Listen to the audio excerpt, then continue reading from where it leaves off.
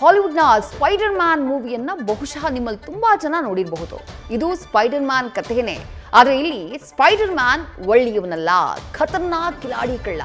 ಗೋಡೆಯಿಂದ ಗೋಡೆಗೆ ಹಾರ್ತಾ ಕಳ್ತನ ಮಾಡ್ತಾ ಇದ್ದಂತಹ ಕದೀಮ.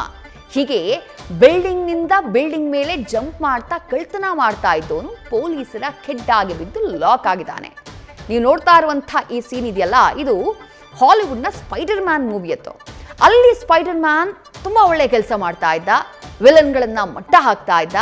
ಆದರೆ ಈ ಕಥೆಯಲ್ಲಿ ಸ್ಪೈಡರ್ ಮ್ಯಾನ್ ಒಳ್ಳೆಯವನಲ್ಲ. ಬಟ್ ಸಿಮಿಲಾರಿಟಿ ಏನು ಅಂದ್ರೆ, ಈತನೂ ಕೂಡ ಗೋಡೆಯಿಂದ ಗೋಡೆಗೆ ಹಾರ್ತಾ, ಬಿಲ್ಡಿಂಗ್ ಇಂದ ಬಿಲ್ಡಿಂಗ್ ಹಾರ್ತಾ ಕಳ್ತನ ಮಾಡ್ತಾ ಇದ್ದ. ಬಟ್ ಪೊಲೀಸರು ಈತನನ್ನ ಕೆಡ್ಡಾಗಿ ಕೆಡವಿದ್ದಾರೆ.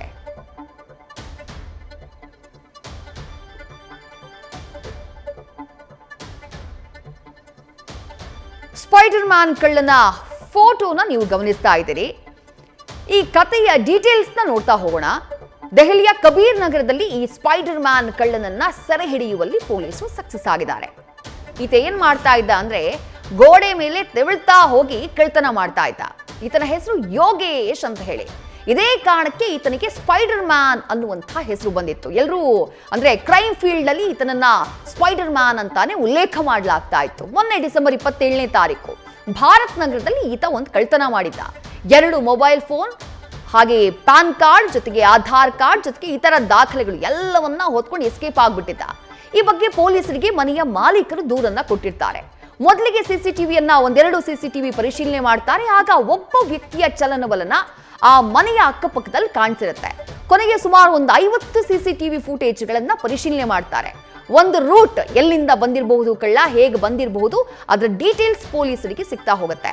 ಆ ನಂತರ ಕಳ್ಳತನದ ಸ್ಥಳದಲ್ಲಿ ಆರೋಪಿಯ ಚಲನವಲನದ ಮೂಲಕ ಎಲ್ಲವನ್ನ ಪರಿಶೀಲನೆ ಮಾಡಿದಾಗ ಇದು ಕ್ರೈಮ್ ಫೀಲ್ಡ್ ನಲ್ಲಿ ಸ್ಪೈಡರ್ ಮ್ಯಾನ್ ಅಂತಾನೆ ಕಳ್ಳತನದಲ್ಲಿ ಖ್ಯಾತಿಯನ್ನ ಪಡೆದಿರುವಂತಹ ಈ ಯೋಗೇಶ್ನ ಕರಾಮತ್ತು ಅನ್ನೋದು ಪೊಲೀಸರಿಗೆ ಕನ್ಫರ್ಮ್ ಆಗುತ್ತೆ. ಆ ಬಳಿಕನೇ ಅವರು ಕಬೀರ್ ನಗರದಲ್ಲಿರುವಂತಹ ನಿವಾಸದಿಂದ ಈ ಕಳ್ಳನನ್ನ ಅರೆಸ್ಟ್ ಮಾಡಿದ್ದಾರೆ. ಆ ಬಳಿಕ ವಿಚಾರಣೆ ಮಾಡಿದಾಗ ಹೌದು ನಾನೇ ಕಳ್ತನ ಮಾಡಿದ್ದು ಅಂತ ಹೇಳಿ ಆರೋಪಿ ಒಪ್ಕೊಂಡಿದ್ದಾನೆ. ಆರೋಪಿಯಿಂದ ಕದ್ದಂತಹ ಎಲ್ಲಾ ವಸ್ತುಗಳನ್ನ ವಶಪಡಿಸಿಕೊಂಡಿದ್ದಾರೆ ಪೊಲೀಸರು, ರಿಕವರಿ ಮಾಡಿದ್ದಾರೆ.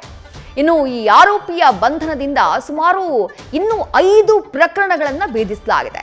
ರೂಪ್ನಗರ್ನಲ್ಲೂ ಈತ ಕಳ್ತನ ಮಾಡಿದ್ದ, ಮೌರ್ಯ ಎನ್ಕ್ಲೇವ್ನಲ್ಲೂ ಇದೇ ರೀತಿಯ ಕಳ್ತನ ಪ್ರಕರಣ ದಾಖಲಾಗಿತ್ತು, ಖ್ಯಾಲಾದಲ್ಲೂ ಇದೇ ರೀತಿಯ ಪ್ರಕರಣ ದಾಖಲಾಗಿತ್ತು, ಜೊತೆಗೆ ಜಹಾಂಗೀರ್ಪುರಿಯಲ್ಲೂ ಕೂಡ ಪ್ರಕರಣ ದಾಖಲಾಗಿತ್ತು.